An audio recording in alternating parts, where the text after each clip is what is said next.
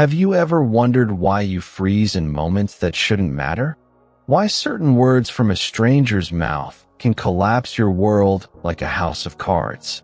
Why patterns you swore to break keep finding you, decade after decade? The child you once were is not gone. They live within you, pulling invisible strings that make you dance to rhythms you never consciously chose. This is not about blame or wounds that refuse to heal. This is about the ghostly architecture of your mind, built long before you had any say in its design. We spend our adult lives pretending we are fully formed, autonomous beings. We craft elaborate stories about our independence, our choices, our freedom from the past. Yet in unguarded moments, during arguments that escalate too quickly, in relationships that echo familiar pain, we find ourselves acting from scripts written before we could even read. Sigmund Freud called this the repetition compulsion, our mysterious tendency to recreate the very conditions that once hurt us most.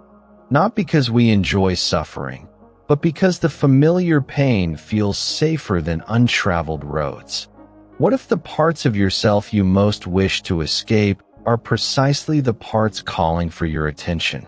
What if your healing depends not on outrunning your past, but on turning to face it?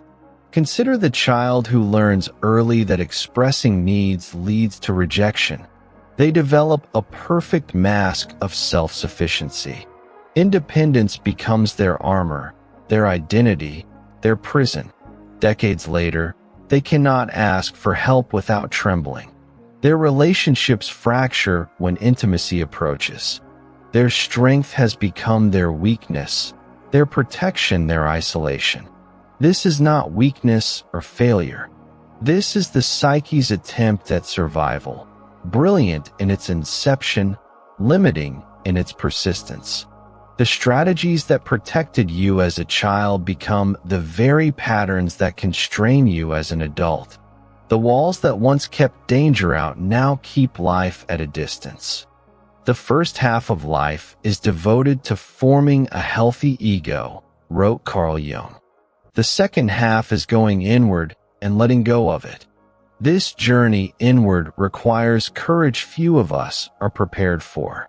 It demands facing the very memories, emotions, and vulnerabilities we've spent decades avoiding. The child within doesn't speak in reasonable arguments. They communicate through sudden tears, inexplicable rage, numbing disconnection, through nightmares that wake you, anxieties that haunt you, choices that baffle you. Their language is not logic but emotion. Their timeline is not linear, but circular. Their healing comes not through analysis alone, but through compassionate witnessing. You cannot reason with this inner child. You cannot demand they grow up or move on. You can only listen to what they've been trying to tell you all along. Perhaps it's time to question whether your childhood truly ended when you grew taller, when you moved away, when you built a life of your own. The body remembers what the mind forgets. The nervous system carries imprints of early experiences, frozen in time, waiting to be acknowledged, integrated, released. What we call triggers are portals to our unhealed past.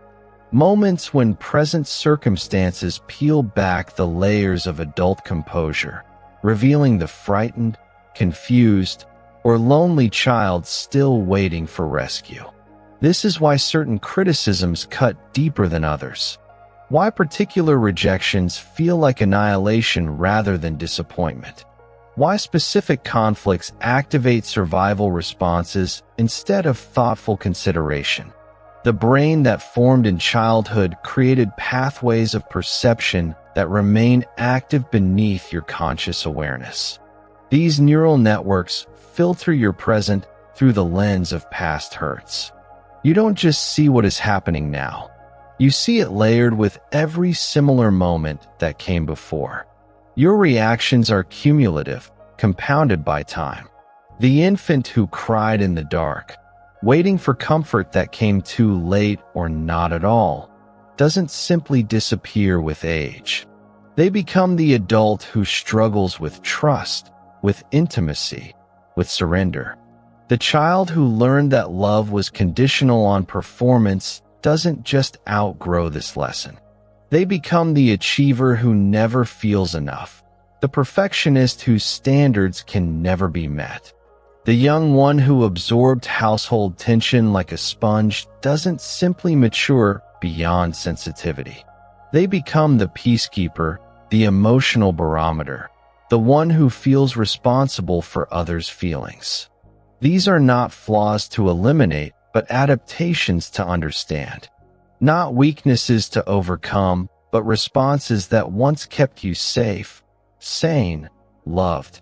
Alice Miller, the renowned psychologist, wrote, "The truth about our childhood is stored up in our body, and although we can repress it, we can never alter it." This stored truth emerges in moments of vulnerability. In times of stress, our most primal patterns resurface. We become not who we aspire to be, but who we learn to be. Consider the silent treatment you received as punishment. The emotional absence that hurt more than any raised voice. The confusing message that your feelings were too much, too intense, too inconvenient. Now notice how you vanish when conflicts arise. How you disappear into work, screens, silence. How you recreate the very disconnection that once wounded you so deeply. Or remember the volatile household where emotions exploded without warning. Where you walked on eggshells, hypervigilant to subtle shifts in mood. Where safety depended on reading others perfectly. See how this manifests now. In your exhausting empathy, your ability to sense others' needs before your own, your anxious attention to the unspoken currents in every room. These patterns don't make you broken. They made you a survivor. They are testaments to your resilience, your adaptability, your profound capacity to protect your core self. But adaptation is not the same as thriving. Survival is not equivalent to living fully. The very mechanisms that preserved you can now constrain you. Until you make the unconscious conscious, it will direct your life, and you will call it fate, warned Carl Jung. This is the hidden architecture of your repeated struggles. The relationships that follow the same painful arc. The careers that start with promise but end in familiar disappointment. The persistent sense that happiness exists just beyond your grasp. These are not coincidences or character flaws. They are invitations to deeper self-knowledge. To remembering what you had to forget in order to survive your early years. The process begins with radical compassion, not for who you are trying to become, but for who you had to be. For the adaptive child who did whatever was necessary to secure love, attention, approval. This compassion requires witnessing your own history without minimizing its impact. Without saying, "Others had it worse." Without telling yourself to simply move on, grow up, get over it. Healing happens when you honor the ingenuity of your childhood solutions while recognizing they may no longer serve your adult needs. When you see yourself with clear but kind eyes. The mirror of honest self-reflection can be startling. You might discover how much of what you call personality began as protection. How many choices were unconscious recreations of familiar dynamics. You might find the roots of your relationship patterns in your earliest attachments. See how you seek the very emotional climates you grew up in, not because they were healthy, but because they were known. If neglect was your normal, you might be drawn to emotional unavailability in partners. If chaos was your backdrop, you might unconsciously create or seek drama to feel at home. If perfectionism earned you safety, You might still believe love must be earned through flawless performance. If your emotions were dismissed, you may still struggle to identify or express your feelings. These patterns persist not because you're damaged, but because the psyche seeks completion. It returns to unresolved experiences, hoping for different outcomes, for the resolution that never came. The child who was never allowed anger may find it erupting in adult relationships. The one who couldn't safely feel fear may battle anxiety throughout life. The one who had to be strong may collapse under the weight of never-ending responsibility. Recognition is the first step toward change. Seeing how your present reflects your past creates space between stimulus and response, between unconscious reaction and conscious choice. When triggered, pause. Ask yourself, how old do I feel right now? What earlier experience does this remind me of? Whose voice am I really hearing in my head? Often, you'll discover you're not reacting to present circumstances at all, but to echoes of ancient wounds, to shadows of figures long gone, to fears that belong to a much younger you. This awareness doesn't immediately change your responses, but it begins to loosen their grip. It allows you to distinguish between then and now, between the child's reality and the adult's truth. The therapeutic term for this process is reparenting, becoming for yourself the safe, consistent, attuned presence you needed but may not have had. Offering yourself the validation, protection, and unconditional acceptance you deserved. This internal relationship becomes the foundation for healing, for integrating fragmented parts of self, for reclaiming aspects of your authentic nature that had to be hidden, denied, or suppressed. The process isn't linear or quick. There will be resistance, the fear of facing painful memories, the comfort of familiar patterns, the identity built around coping mechanisms rather than core truths. There will be grief for what wasn't and couldn't be, for the childhood that shaped you through its losses and limitations, for the years spent adapting to circumstances that never allowed your full expression. And there will be moments of profound release, of feeling emotions long held at bay, of connecting dots between past experiences and present struggles, of understanding yourself with new compassion and clarity. This journey transforms not only your relationship with yourself, but with everyone around you. As you make peace with your own history, you'll find yourself responding rather than reacting to others. You'll recognize when someone's behavior triggers old wounds.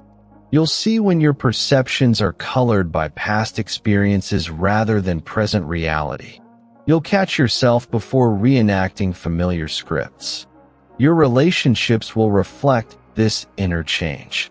As you become less defended, more authentic, more capable of emotional intimacy without losing yourself, different people and possibilities will emerge. The partners who fit your old patterns may feel suddenly wrong. The friends who knew only your adaptive self may struggle with your emerging authenticity. The family dynamics that once seemed normal may reveal their dysfunction. This disruption isn't failure, but progress. It signals that you're no longer allowing childhood patterns to determine adult choices, that you're creating new neural pathways, new emotional responses, new possibilities. If this resonates with you, if you recognize yourself in these patterns, know that you're not alone in this journey. Millions walk this path of inner reconciliation, of making peace with their past to liberate their future. Know too that this work takes time and often requires support. The deepest healing rarely happens in isolation. Find those who can witness your process without judgment, who understand that growth isn't always linear or logical. Remember that every step toward understanding your childhood's impact is a step toward freedom. Every moment of compassion for your younger self creates space for your authentic self to emerge. In the words of psychologist Donald Winnicott, it is in playing, and only in playing, that the individual child or adult is able to be creative and to use the whole personality. And it is only in being creative that the individual discovers the self. Perhaps this is the ultimate gift of confronting childhood's ghosts, rediscovering the playfulness, curiosity, and authentic expression that may have been sacrificed for survival. Reclaiming the spontaneity that existed before adaptation became necessary. You were not born with your limitations and fears. You were not born distrusting yourself or others. You were not born hiding your light or muting your voice. These were learned responses to environments that couldn't hold your fullness. They were necessary once. They protected essential parts of you. They deserve your gratitude and gentle release. Now, as an adult with resources your child self never had, you can create what psychologist John Bowlby called a secure base within yourself. A place of internal safety from which to explore, risk, connect, and create. From this foundation, the world opens differently before you. Not because circumstances magically change, but because you no longer experience them through the filter of childhood wounds and fears. You begin to live from choice rather than compulsion, from present truth rather than past conditioning, from authentic desire rather than adaptive strategies. This is the liberty that awaits beyond childhood's long shadow. Not a perfect liberation, but a profound shift from unconscious repetition to conscious creation, from who you had to be to who you truly are.